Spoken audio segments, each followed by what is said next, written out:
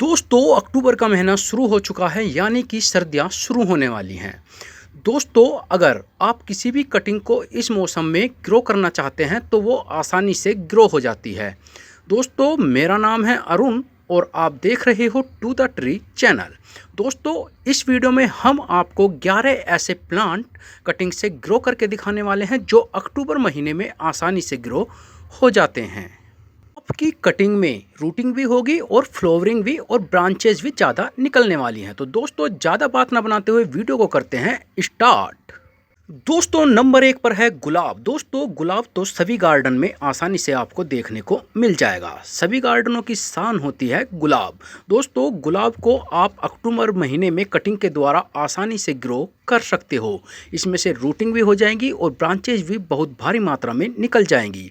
दोस्तों क्योंकि अक्टूबर का महीना थोड़ा ठंडा होता है तो आपको ज़्यादा इसे ठंड में भी रखने की आवश्यकता नहीं है। आप इसे खुले आसमान में भी गुलाब की कटिंग ग्रो कर सकते हैं। तो दोस्तों ये था गुलाब। नंबर 2 पर है हमारा गुड़हल।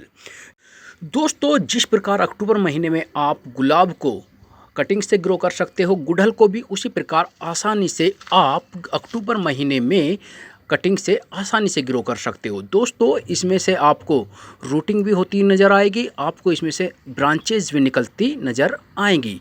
दोस्तों क्योंकि गुड़हल और गुलाब दोनों ही सर्दियों में कटिंग लगने वाले पौधे होते हैं। दोस्तों गुड़हल और गुलाब पे आपको पता है जल्दी से सीड्स नहीं बनते हैं, इसलिए इसे ज़्यादातर कटिंग से ही बनाया जाता है और कटिंग आप इसे आसानी से लगा सकते हो। दोस्तों नंबर 3 पर है हमारा मोगरा। दोस्तों मोगरा को तो आप जानते ही हो कि यह अपनी खुशबू के लिए ज़्यादा फेमस होता है। दोस्तों मोगरा पर ज़्यादातर सफ़ेद रंग का फूल आता है और जो कि बहुत खुशबूदार होता है, इसलिए यह सभी गार्डन में आसानी से मिल जाता है। दोस्तों मोगरा को आप अक्टूबर महीने में यानी कि जब सर्दियाँ शुरू होती हैं उसमें आसानी से इसकी कटिंग को ग्रो किया जा सकता है। देखिए ये पौधा मैंने कटिंग से ही लगाया हुआ है और ये देखिए कितनी अच्छा हो रहा है। इसमें से ब्रांचेज भी निकली हुई हैं और आपको दिख रहा होगा कि इस पर फूल भी आया था। तो दोस्तों ये हुआ आपका मोगरा। अब आता है हमारा नंबर 4। नंबर 4 पर है मनी प्लांट। वाह दोस्तों मनी प्लांट को तो आप सभी जानते हैं कि यह एक एयर प्यूरीफायर तो है ही, साथ में यह भी माना जाता है कि धन समृद्धि का प्रतीक भी माना जाता है। तो दोस्तों मनी प्लांट को आप कटिंग के द्वारा आसानी से ग्रो कर सकते हैं अक्टूबर महीने में और इससे ब्रांचेस भी ज़्यादा मात्रा में और पत्ते भी ज़्यादा मात्रा में हरे भरे आप प्राप्त कर सकते हैं।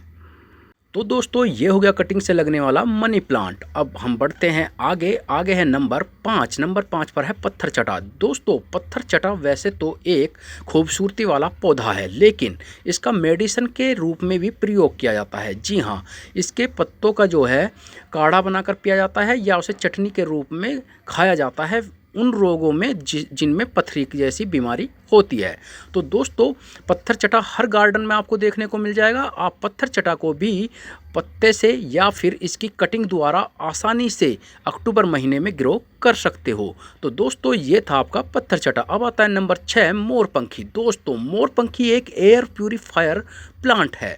यह हवा को शुद्ध करता है और ऑक्सीजन देने में मदद करता है। दोस्तों आप अगर मोरपंखी की कटिंग लगाना चाहते हैं तो अक्टूबर महीना बहुत अच्छा माना जाता है, क्योंकि यह ठंडा महीना होता है और इसमें धूप भी इतनी मात्रा में मिलती रहती है जितनी मात्रा में पौधों को चाहिए। तो अगर आप मोरपंखी की कटिंग लगाना चाहते हैं तो अक्टूबर महीने में इसकी कटिंग लगा डालिए। दोस्तों ये था मोरपंखी। अब आता है नेक्स्ट पौधा, वो है हमारा नंबर 7 पर जेड प्लांट। जेड प्लांट भी दोस्तों एक एयर प्यूरीफायर प्लांट है। दोस्तों जेड प्लांट खूबसूरती के लिए तो जाना ही जाता है, इसकी बोनसाई भी बनाई जाती है और ऑक्सीजन के लिए इसे कमरों में भी रखा जाता है। दोस्तों जेड प्लांट पर अधिकतर आपको देखा होगा कि ये कटिंग से ही प्लांट तैयार किया जाता है। इस पर फूल और फल बहुत मुश्किल ही आ पाते हैं। ज़्यादातर यह कटिंग से लगने वाला प्लांट है और अगर आप इसकी अक्टूबर महीने में कटिंग लगाना चाहते हैं तो इसकी कटिंग लगा लीजिए। तो दोस्तों ये था जेड प्लांट। अब आता है नेक्स्ट नंबर 8 पर मुर्गेस। दोस्तों आप देख सकते हो कि ये प्लांट कितना खूबसूरत हो रहा है। इस प्लांट को मैंने कटिंग के द्वारा ही ग्रो किया हुआ है। आप देख सकते हो कि इसको मैंने एक छोटी सी थैली में उगाया हुआ है। दोस्तों अक्टूबर महीने में आप कॉक्सकॉम्ब यानी कि मुर्गेस को कटिंग के द्वारा आसानी से ग्रो कर कर सकते हो। आप इस पे देख सकते हो कि भारी मात्रा में फूल आ रहे हैं और ब्रांचेज भी बहुत भारी मात्रा में निकल रही हैं। तो दोस्तों आप मुर्गेस को कटिंग के द्वारा ग्रो कर सकते हो। अब आता है नेक्स्ट प्लांट, वो है हमारा नंबर 9 पर डहेलिया। दोस्तों सर्दियों की शान कहा जाने वाला यह प्लांट आप कटिंग के द्वारा आसानी से ग्रो कर सकते हो। वैसे तो डहेलिया सीड्स के द्वारा भी ग्रो हो जाता है, लेकिन अधिकांश नर्सरियों में यह कटिंग के द्वारा ही ग्रो किया जाता है। इसकी कटिंग अगर आप लगाना चाहते हैं तो अक्टूबर महीना इसकी कटिंग के लिए बहुत अच्छा माना जाता है। अक्टूबर महीने में लगी हुई डहेलिया की कटिंग बहुत जल्दी ही ग्रो हो जाती है। देखिए इन कटिंग्स को मैंने कितने अच्छी तरीके से ग्रो किया हुआ है। तो दोस्तों ये था आपका डहेलिया। अब आता है नंबर 10 पर है हमारा गुलदाउदी। दोस्तों गुलदाउदी भी हर एक गार्डन की शान होता है। सर्दियों में उगने वाला यह पौधा कटिंग के द्वारा अक्टूबर महीने में आसानी से ग्रो किया जा सकता है। देखिए मैंने कितने सारे प्लांट अभी ग्रो किए हुए हैं। दोस्तों इनकी कटिंग को लगाने के समय ध्यान रखना चाहिए कि हमें यह छाई में ही रखनी है, यानी कि इन पे सीधी धूप नहीं आनी चाहिए। अगर इनकी कटिंग पर सीधी धूप आती है तो इनकी कटिंग ग्रो नहीं हो पाती है, इसलिए इसकी कटिंग को हमेशा छांव में ही रखें। तो दोस्तों ये था गुलदाउदी। अब आता है नेक्स्ट और लास्ट नंबर 11 पर सदाबहार। दोस्तों सदाबहार वैसे तो एक खूबसूरत और लगातार फूल देने वाला पौधा है। दोस्तों यह विभिन्न कलर्स में आपको देखने को मिल जाएगा। वैसे भी यह खूबसूरती का पौधा होने के साथ साथ एक मेडिसिन प्लांट भी है।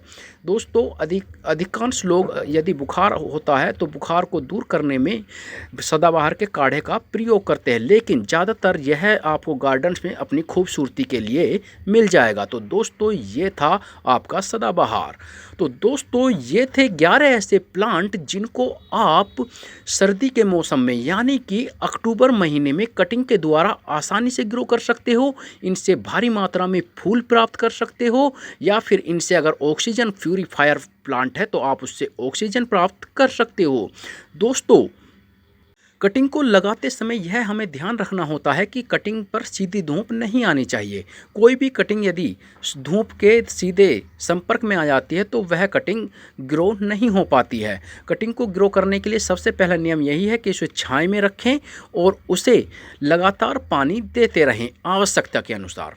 तो दोस्तों चैनल को कर दीजिए सब्सक्राइब। मिलते हैं नेक्स्ट वीडियो में। Bye bye.